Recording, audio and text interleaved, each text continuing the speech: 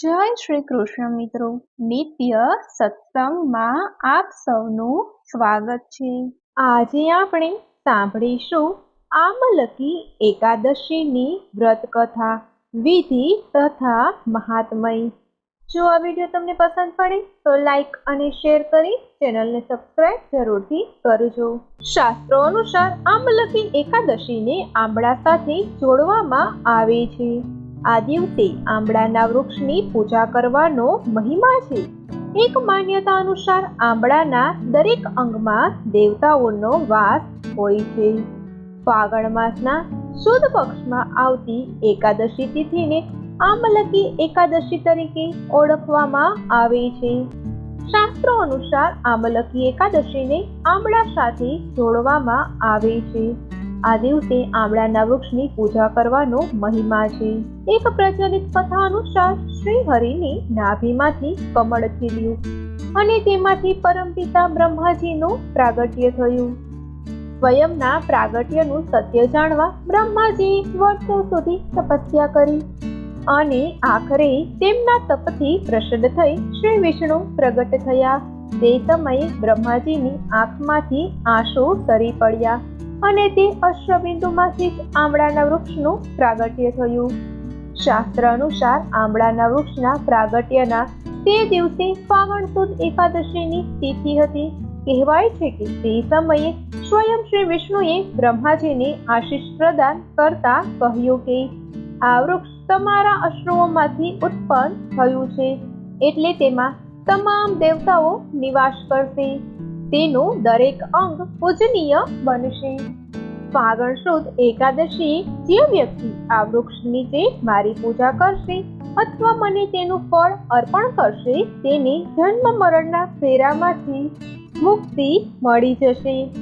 આમ તો એકાદશીનો અવસર એ ભગવાન વિષ્ણુની પૂજા કરવાનો અવસર હોય છે, પણ આમલકી એકાદશી એ એકમાત્ર એવી એકાદશી છે કે જે દિવસે શિવ અને પાર્વતી બંનેની પૂજા કરવાનું પણ વિધાન છે।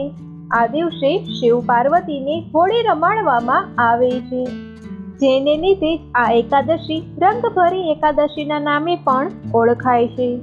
આમલકી એકાદશીના દિવસે સવારે બ્રહ્મ મુહૂર્તમાં ઉઠીને સ્નાનાદિ કાર્યથી નિવૃત્ત થઈ સ્વચ્છ વસ્ત્ર ધારણ કરવા જોઈએ।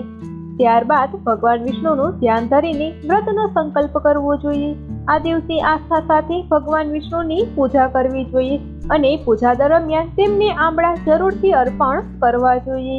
આમલકી એકાદશીએ આંબળાના ઝાડમાં ધૂપ, દીપ, ચંદન, કુમકુમ, પુષ્પ તેમજ અક્ષત અર્પણ કરવા જોઈએ। કોઈ ગરીબ, જરૂરિયાતમંદ કે બ્રાહ્મણને પોતાના સામર્થ્ય અનુસાર ભોજન કરાવવું જોઈએ। આ ઉપરાંત તેમને દાન દક્ષિણા પણ આપવી જોઈએ। તો આ હતું આમલકી એકાદશીનું મહાત્મય તથા વ્રતની વિધિ। હવે આપણે સાંભળીએ આમલકી એકાદશીના વ્રતની કથા। યુધિષ્ઠિર ભગવાન શ્રી કૃષ્ણને પૂછે છે, હે વાસુદેવ, તમે મને મહામાસમાં આવતી એકાદશીનું વર્ણન કર્યું, તો હવે મને ફાગણ માસના શુક્લ પક્ષની એકાદશીનું નામ શું છે તથા તેનું શું મહાત્મય છે તે મને જણાવો। ત્યારે ભગવાન શ્રી કૃષ્ણ કહે છે, ફાગણ મહિનાના શુક્લ પક્ષની એકાદશીનું નામ આમલકી છે। આનું પવિત્ર વ્રત વિષ્ણુ લોકની પ્રાપ્તિ કરાવનારું છે। રાજા માધ્યત્વએ પણ વશિષ્ઠજીને આવો જ પ્રશ્ન પૂછ્યો હતો, જેના જવાબમાં મહામુનિએ કહ્યું હતું, આમલકી એટલે કે આંબળાનું મહાન વૃક્ષ ઉત્પન્ન થયું કે જે બધા જ વૃક્ષોનું આદિ કહેવાય છે। આ જ સમયે પ્રજાની સૃષ્ટિ રચવા માટે ભગવાને બ્રહ્માજીને ઉત્પન્ન કર્યા અને બ્રહ્માજીએ દેવ, દાનવ, ગંધર્વ, યક્ષ, રાક્ષસ, નાગ અને નિર્મળ અંતઃકરણ વાળા મહર્ષિઓને જન્મ આપ્યો। એમનામાંથી દેવતાઓ અને ઋષિઓએ સ્થાન પર આવ્યા કે જ્યાં આંબળાનું વૃક્ષ હતું।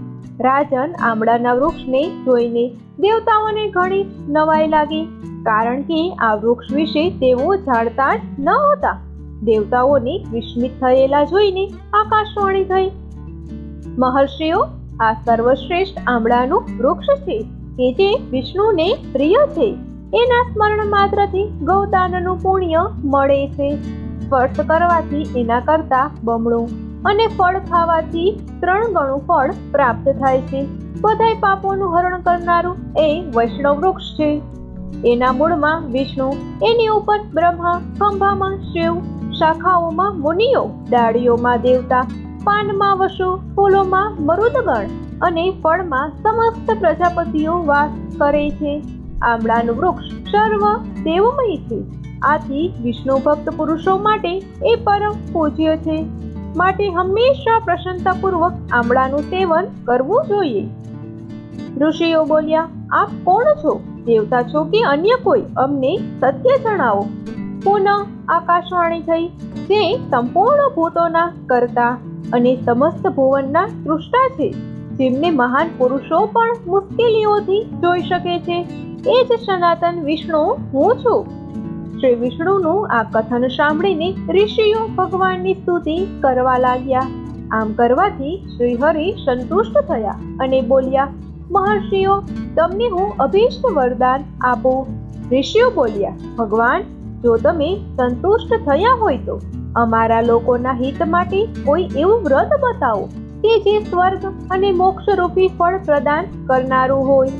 ત્યારે શ્રી હરિ બોલ્યા, મહર્ષિઓ, ફાગણ મહિનાના શુક્લ પક્ષમાં જો પુષ્ય નક્ષત્ર વાળી એકાદશી હોય તો એ મહાન પુણ્ય પ્રદાન કરનારી અને મોટા મોટા પાપોને નાશ કરનારી હોય છે.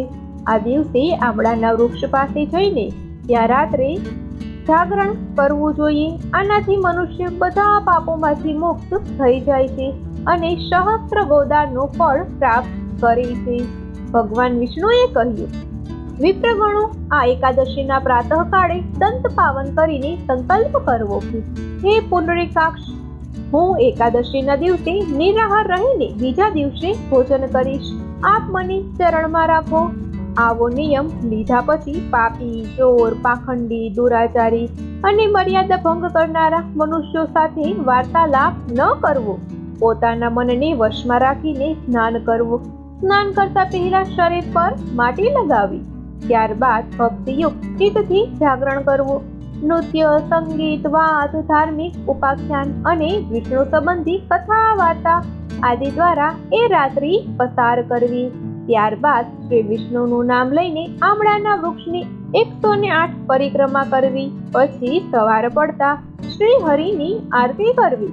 બ્રાહ્મણની પૂજા કરીને ત્યાંની બધી સામગ્રી ગ્રહણ કરવા નિવેદન કરવું. કળશ, વસ્ત્ર, પગરખા વગેરે બધી વસ્તુઓનું દાન કરી દેવું. ત્યારબાદ કુટુંબીઓ સાથે બેસીને સ્વયં પણ ભોજન કરવું. બધા જ તીર્થોનું સેવન કરવાથી જે પુણ્ય પ્રાપ્ત થાય છે એ બધું જ આ રીતે વ્રત કરવાથી પ્રાપ્ત થાય છે. શ્રી કૃષ્ણ ભગવાન કહે છે કે, હે યુધિષ્ઠિર, આ દુર્લભ વ્રત મનુષ્યને બધા પાપોથી મુક્ત કરનારું છે. જે કોઈ પણ વ્યક્તિ સાચા દિલથી આ વ્રત કરે છે, ભગવાન તેની બધી મનોકામનાઓ પૂર્ણ કરે છે. તો મિત્રો, આ હતી આમલકી એકાદશીની વ્રત કથા. જો આ માહિતી તમને પસંદ પડી હોય તો વિડીયોને લાઈક અને શેર કરી ચેનલને સબસ્ક્રાઇબ જરૂરથી કરજો. જય શ્રી કૃષ્ણ.